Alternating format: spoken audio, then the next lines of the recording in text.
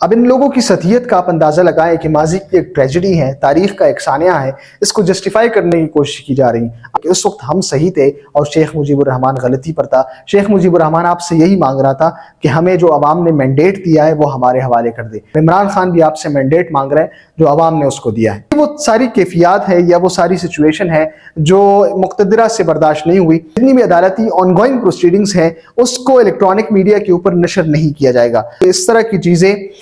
اس freeze کو درست ثابت کرتی ہیں جس کے مطابق کہ انصاف کو نہ صرف ہونا ہے بلکہ ہوتا ہوا اس سے نظر بھی آنا چاہیے۔ ناظرین کرام، پاکستان کے اندر جب سے نئی حکومت بنی ہے اور بالخصوص پنجاب حکومت، انہوں نے ہمیشہ یہ کوشش کی ہے کہ اپنی تشہیر کے لیے میڈیا کا بھرپور طریقے سے استعمال کیا جائے۔ اس کے علاوہ انہوں نے یہ کوشش بھی کی ہے کہ مخالف آوازوں کو یا تنقید کرنے والوں کو جس قدر ہو سکے دبا دیا جائے۔ اس کے لیے عملی طور پر اقدامات بھی لیے گئے۔ ہم نے دیکھا کہ جب سے پاکستان کے اندر نئی حکومت وجود میں آئی تو ایکس کے اوپر، ٹویٹر کے اوپر پابندی لگا دی گئی، اور اس کے علاوہ پاکستان کے 4 ہائی کورٹس کے آرڈرز کے باوجود بھی حکومت اس پر سے پابندی ہٹانے پر اس وقت ناکام ہے۔ اس کے علاوہ ہائی کورٹ اپنے آرڈرز پر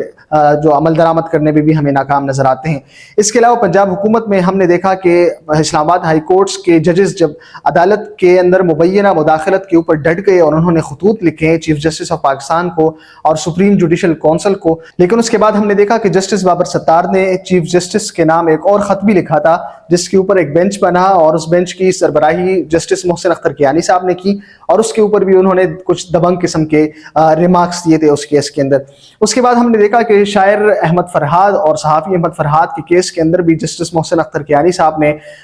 بڑے دبنگ قسم کے فیصلے کیے۔ سیکٹری دفاع کو بلایا، ایس ایس پی آپریشن کو بلایا، اور 29 مئی کو سیکٹر کمانڈر ISI اسلام آباد کو بھی طلب کیا ہے۔ تو اس کی میڈیا کے اوپر، سوشل میڈیا کے اوپر بھرپور قسم کی کوریج کی جا رہی تھی پہلے سے۔ اس کے علاوہ جب نیب ترامیم کیس کے اندر بھی عمران خان کی حاضری ہونی تھی تو عمران خان کس طرح بیٹھے تھے، عمران خان کیا کر رہے تھے، عمران خان جب ویڈیو لنک کے ذریعے سے انہیں کنیکٹ کیا گیا تو وہ کیا کر رہے تھے، یہ تمام کی تمام تر صورتحال اگرچہ اس وقت لائیو نشریات نہیں جاری تھی عدالتی پروسیڈنگز کی، لیکن کورٹ رپورٹرز یہ ساری چیزیں کور کر رہے تھے، اور اس کے اندر جو سوشل میڈیا کے اوپر پاکستان تحریک انصاف کے کارکنان اس کے اوپر جشن منا رہے تھے۔ تو یہ وہ ساری کیفیات ہے یا وہ ساری سچویشن ہے جو مقتدرہ سے برداشت نہیں ہوئی۔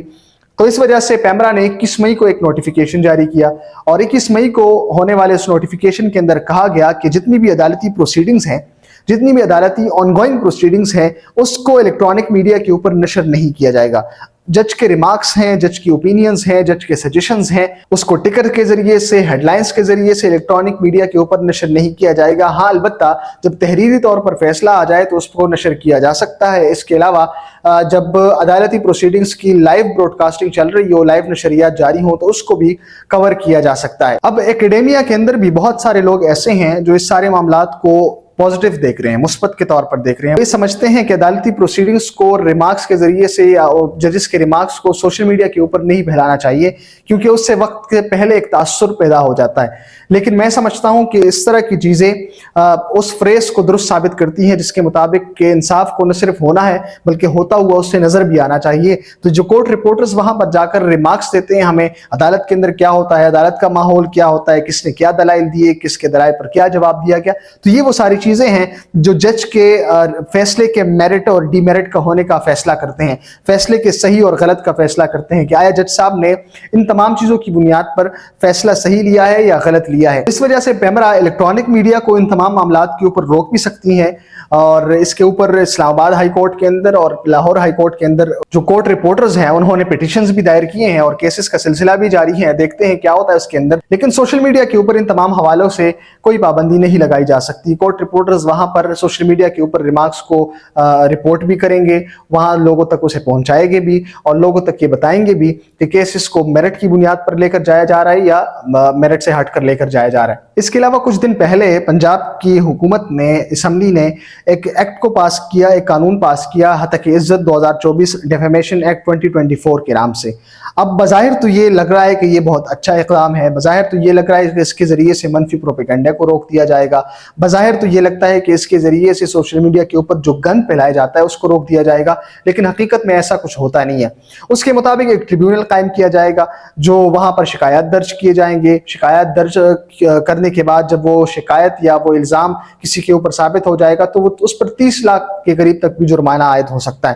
اب یہ ساری معاملات تو بظاہر صحیح نظر آتے ہیں ہمیں، لیکن جب ہم ڈیپ اس کا انالیسس کرتے ہیں، اس طرح کے قوانین کا مطلب صرف اور صرف مخالف آوازوں کو دبانا ہی ہوتا ہے۔ کیونکہ اس وقت میں یقین کے ساتھ یہ بات کہہ سکتا ہوں کہ جب تک پنجاب کے اندر نون لیگ کی حکومت قائم ہوگی تو صرف اور صرف پاکستان تحریک انصاف کے اکاؤنٹ سے پیدا ہونے والے یا پھیلائے جانے والے پروپیگنڈے کو ٹریبیونل کے اندر چیلنج کیا جائے گا، صرف اسی پروپیگنڈے کے اوپر جرمانے اور سزائیں عائد کیے جائیں گے، باقی نون لیگ کے اکاؤنٹس کو نہیں چھیڑا جائے گا۔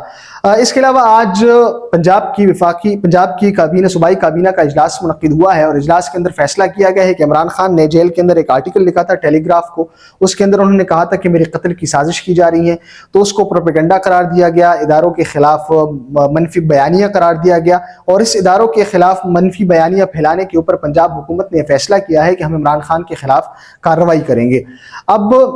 کارروائی کریں، جس طرح سے 200 کیسز عمران خان کے اوپر بیان بنائے گئے ہیں، رفتہ رفتہ ایک ایک کر کے ختم ہوتا جا رہا ہے، اس طرح مزید کارروائی بھی کریں۔ لیکن عظمہ بخاری صاحبہ جو اس وقت پنجاب حکومت کی ترجمان ہیں، انہوں نے میڈیا ٹاک کی ہے، انہوں نے میڈیا ٹاک کے اندر ایک بات کی ہے کہ عمران خان نے اس طرح کے بیانات دے کر کہ میری جان کو خطرہ ہے، یا ٹیلی گراف کو جس طرح آرٹیکل لکھا گیا کہ مجھے مارنے کی کوشش کی جا رہی ہے، یہ شیخ مجیب الرحمان بننے کی کوشش کی ہے۔ اب ان لوگوں کی سطحیت کا آپ اندازہ لگائیں کہ ماضی کی ایک ٹریجڈی ہے، تاریخ کا ایک سانحہ ہے، اس کو جسٹیفائی کرنے کی کوشش کی جا رہی ہے۔ آج بھی یہ بیان کرنے کی کوشش کی جا رہی ہے کہ اس وقت ہم صحیح تھے اور شیخ مجیب الرحمان غلطی پر تھا۔ شیخ مجیب الرحمان آپ سے یہی مانگ رہا تھا کہ ہمیں جو عوام نے مینڈیٹ دیا ہے وہ ہمارے حوالے کر دے، اور عمران خان بھی آپ کو اس وقت اگر جیل کے اندر وہ قائم ہے کسی بات کے اوپر تو وہ یہ ہے کہ عوام نے جو ہمیں مینڈیٹ دیا ہے اس کو ہمیں واپس کر دیا جائے۔ تو ایک طرح سے آپ اس چیز کو جسٹیفائی کر رہے ہیں اور عمران خان کو واقعتاً شیخ مجیب الرحمان سے ملا رہے ہیں، اور اس بات کے اندر ملا رہے ہیں کہ وہ بھی آپ سے مینڈیٹ مانگ رہا تھا جو عوام نے اس کو دیا تھا، اور عمران خان بھی آپ سے مینڈیٹ مانگ رہے ہیں جو عوام نے اس کو دیا ہے۔